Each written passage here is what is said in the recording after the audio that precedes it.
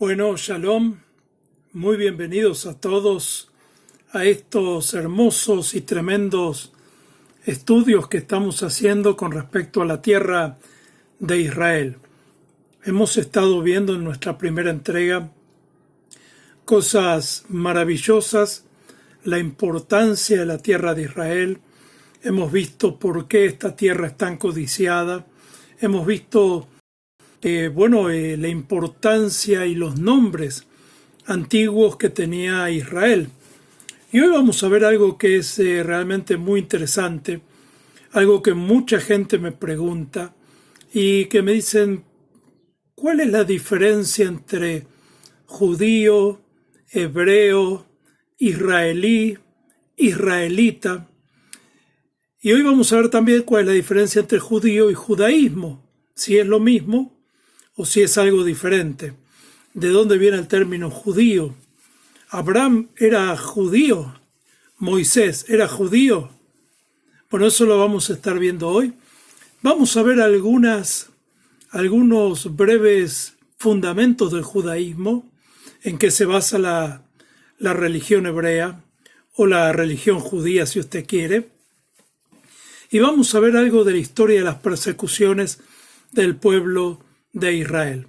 Yo sé que hoy es un día muy especial, muchos están descansando todavía, muchos están durmiendo o cumpliendo algún deber religioso en su comunidad, pero bueno, hoy es el día que yo tengo disponible, esta es la hora que tengo disponible, son casi las 7:05 de la tarde en Israel, ya casi termina nuestro día, y es que hoy quiero compartir este segundo estudio con cada uno de ustedes. Si me indica la hora en su país, yo le agradecería mucho para tener una idea. Calculo que habrá unas 8 o 10 horas como mucho de diferencia. Lo bueno que esto usted lo puede ver en reiteradas ocasiones, ya que esto no lo vamos a borrar. Entonces vamos a estar viendo estos estudios y escuche bien, todos estos estudios que yo estoy brindando son parte de la conferencia del SET. SET es el Seminario de Estudios Teológicos que fundé en la ciudad de Nueva York, donde he dado conferencias. He instruido sobre la tierra de Israel en una forma espléndida, 2 horas cada conferencia, fueron 12 conferencias. Hemos enseñado hebreo básico, historia del pueblo de Israel, y todo eso está compilado en CDs. Y lo que vamos a estar viendo ahora son, pequeñas porciones de ese material tan enriquecedor. Vamos a ir con nuestra segunda parte entonces. Muy bienvenidos a todos. Gracias por conectarse. Y vamos a ver los orígenes de la palabra judío y judaísmo. Judío viene de Judá. Y Judá era uno de los 12 hijos de Jacob. Pero ¿por qué la importancia de Judá y judíos? Mire, recién el nombre judío se empezó a usar en la época del Segundo Templo, es decir, después de la deportación de Babilonia, porque las únicas tribus que quedaron fueron Benjamín y Judá. Entonces los que volvieron a la tierra de Israel, de Babilonia, ¿se acuerda en esa época en la cual profetizó Daniel? Ellos vuelven y son judíos porque eran de la tribu de Judá. ¿Moisés era judío? No. ¿Abraham era judío? No. Eran hebreos. Y esta es una gran diferencia. Eran hebreos y cuando llegan a la tierra prometida son israelitas. Hebreo viene de una palabra que es Eber, y Eber es pasar. Y se cree que esa palabra viene de cuando ellos cruzan tanto el Éufrates como el río Jordán, los que cruzaron sería. Y esto es muy importante, el nombre Eber de hebreos, ya que hay en Amárnara una excavación arqueológica donde algunos gobernadores egipcios que estaban en Canaán eran avisados que venían para acá un pueblo llamado los Ibiru, que eran peligrosísimos, que salían de Egipto y que tenían un poder increíble. y estos Ibiru no eran otra cosa más que los hebreos, aquellos que cruzaron. Entonces, bueno, la palabra viene de cruzar, y esto tiene un sentido espiritual también, porque el hebreo es uno que cruza los ríos y que cruza las tierras del paganismo, las tierras de la idolatría. Es alguien que deja atrás muchas cosas para proseguir los mandatos de un Dios invisible. Y esto es en lo que consiste prácticamente el judaísmo. Y ahora vamos a ver, en otras palabras, ¿quién es un judío?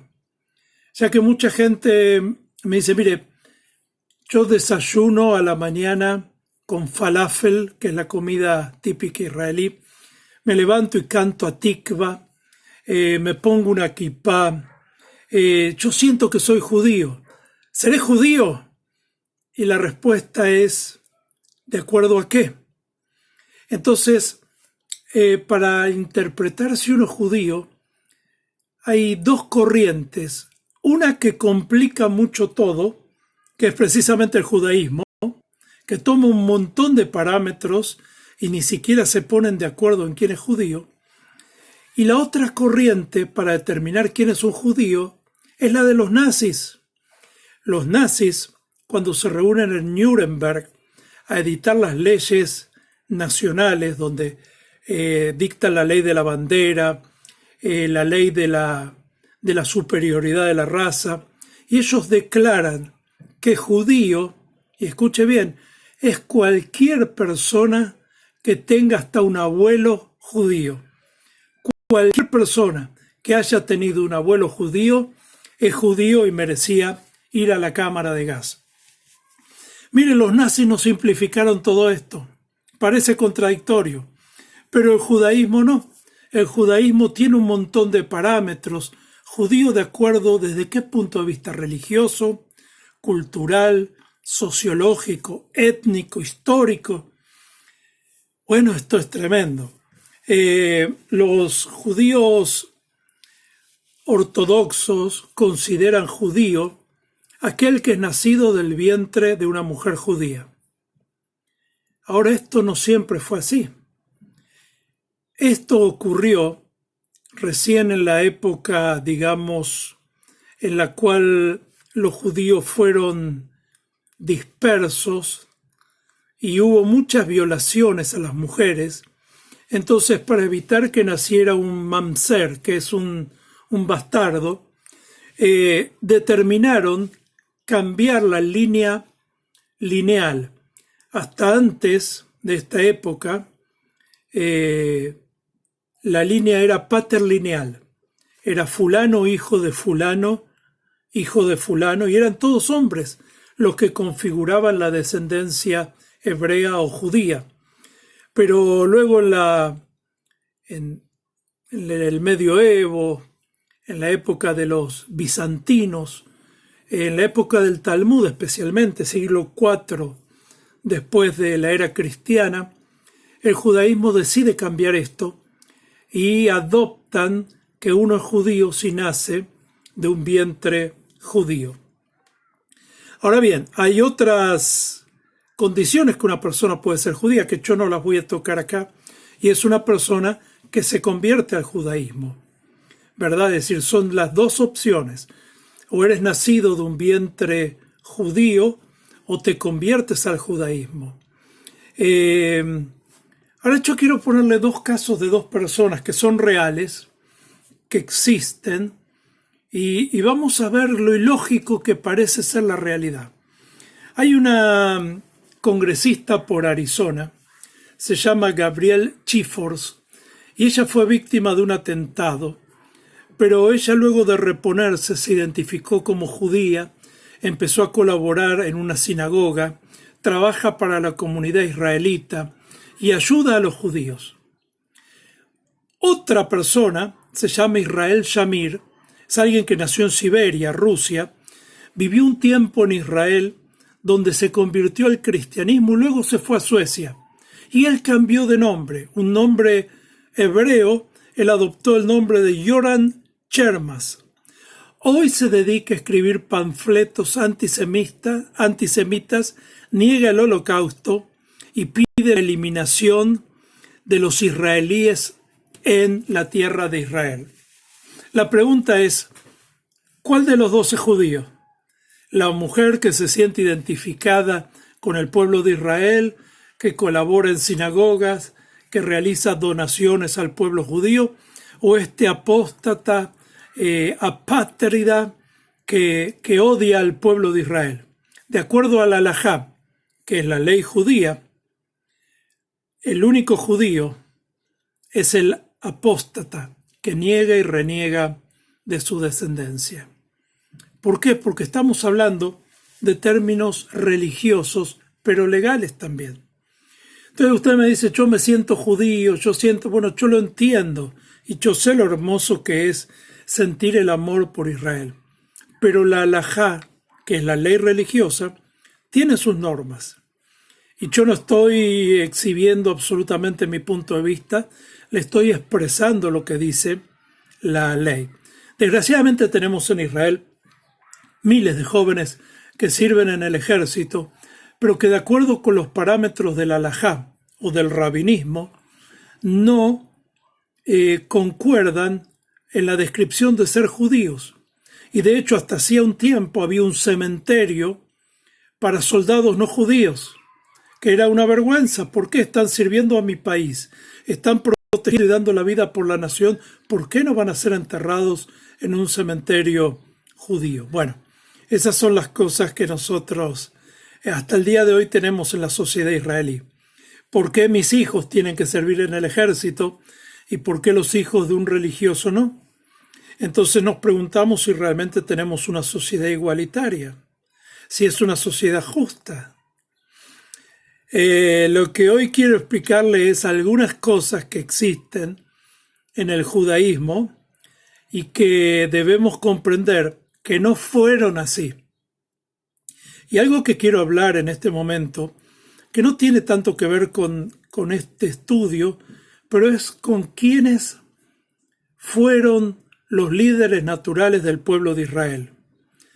¿Quiénes son los dirigentes naturales del pueblo de Israel? Y los únicos que el Eterno mandó que dirijan al pueblo de Israel son los sacerdotes, los coanim, los rabinos. Y usted me va a preguntar, ¿dónde ocurrió ese cambio?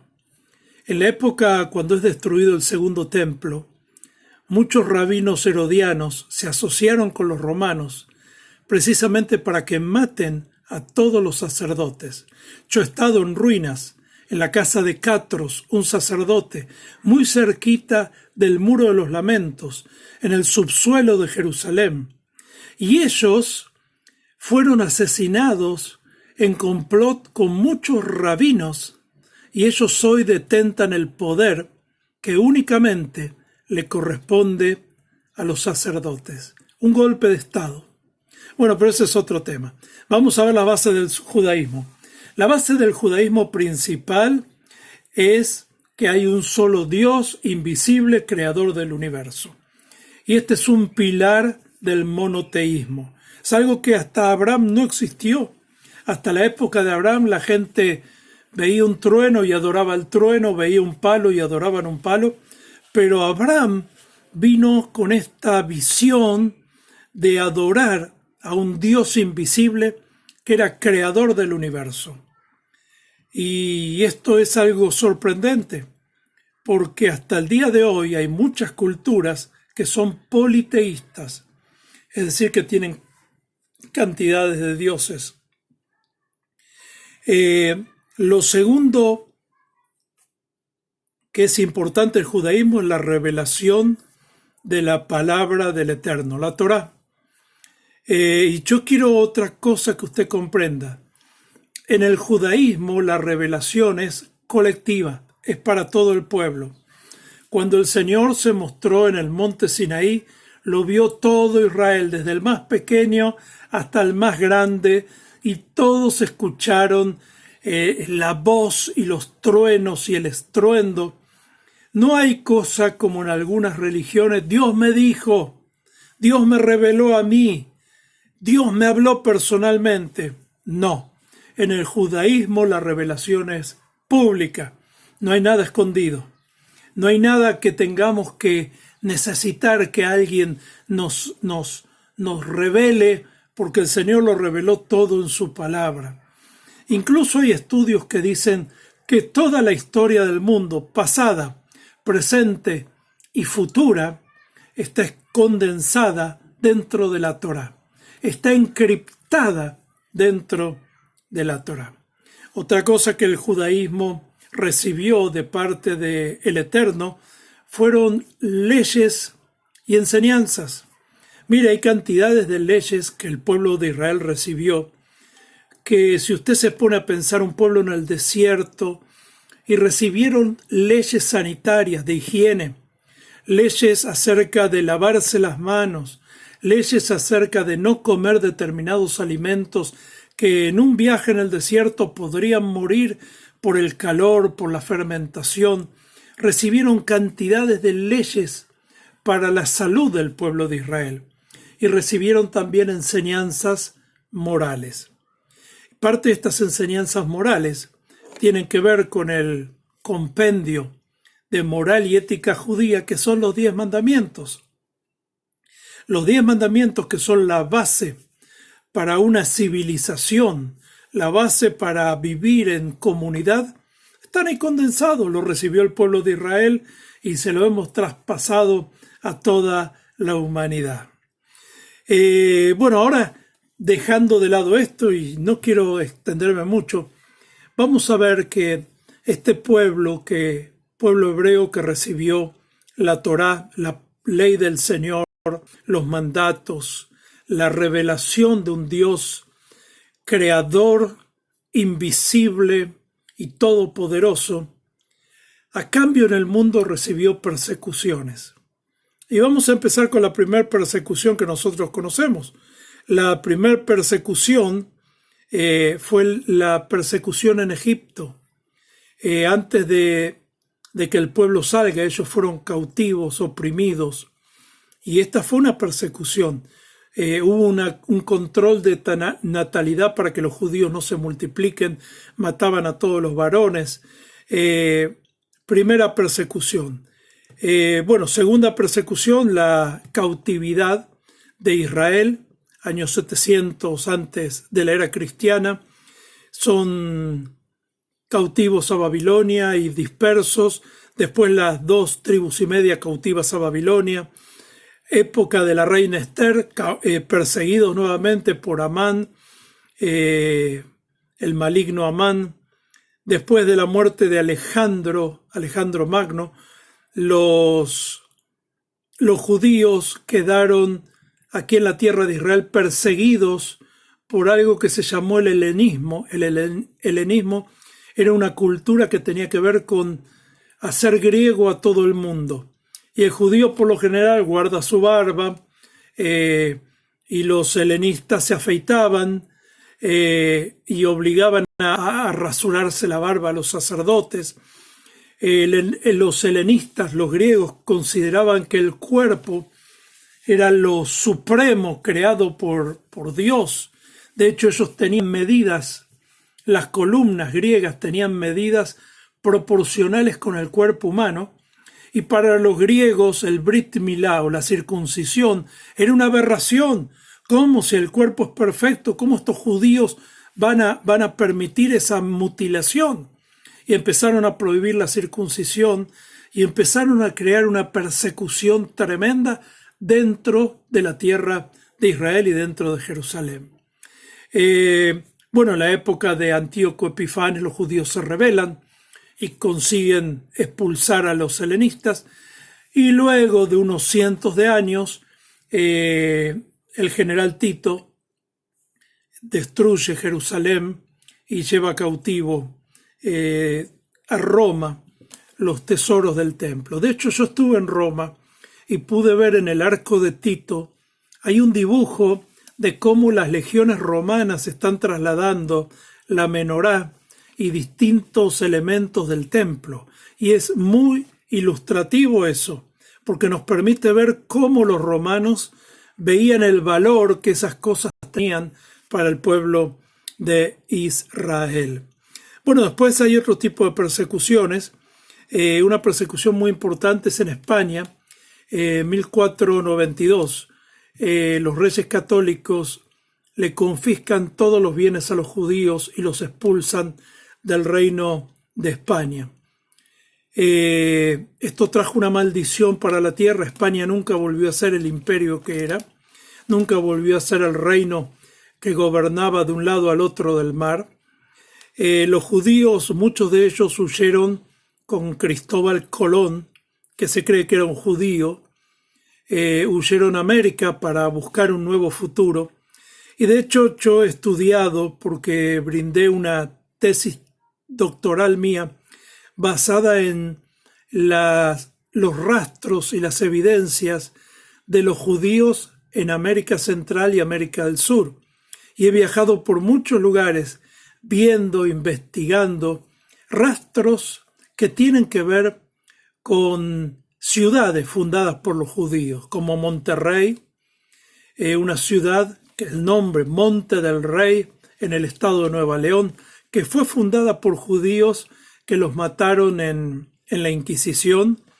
Y de hecho, cuando estoy en Monterrey veo que el plato principal que tienen ahí es el cabrito al pastor, y el cabrito al pastor no es otra cosa que el cordero de Éxodo 12, el cordero asado a las brasas.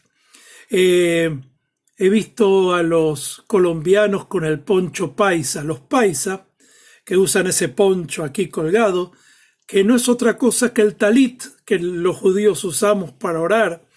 Gente que no sabe por qué los viernes encienden velas y tienen una comida especial. He recorrido muchos lugares, Guatemala, El Salvador, y he visto evidencias que por allí había una historia muy común con la historia del pueblo de Israel. Bueno, luego de la época de Napoleón se hizo en España, para que usted se ubique, 1790, 1800 y algo, se creó algo en España que era la de asimilar a los judíos, que los judíos se sientan uno más que los franceses, que no sean diferentes, que se puedan casar con otras personas, que no sean como una isla. Y esto terminó con el juicio al general Dreyfus, que fue una tremenda persecución, y luego veíamos carteles en esa Francia que proclamaba la libertad, muerte a los judíos. Bueno, hasta aquí, señoras y señores, nuestra segunda entrega, donde hemos visto quién es un judío y quién no es un judío, cuál es alguna diferencia entre judío, hebreo, israelí, israelita. Bueno, israelí es todo aquel que vive en la tierra de Israel. ¿Y puede haber un árabe israelí? Claro que sí. ¿Puede haber ateos israelíes? Claro que sí. ¿Hay judíos israelíes? Claro que los hay. Ahora, ¿qué es un israelita? Bueno, eso tiene que ver con un término bíblico, ¿verdad? Ahora hay una secta en Perú que se llaman los israelitas, que no tienen nada que ver con Israel. Es una secta, ¿verdad? Que tienen algunas prácticas que son, digamos, ahí medias extrañas. Los judíos, ¿desde cuándo existieron? Bueno, desde cuando regresaron después del segundo templo, porque ya no estaban las otras 10 tribus. Entonces, si usted tiene alguna pregunta, pregúnteme, voy a estar unos segundos más transmitiendo si alguien tiene una pregunta. Estela Villalba dice que no sabía lo del poncho de los antioqueños. Sí, evidentemente hay judíos que fueron dispersos por toda América y ellos llevan su cultura. Muchos de ellos tuvieron que cambiar de nombres.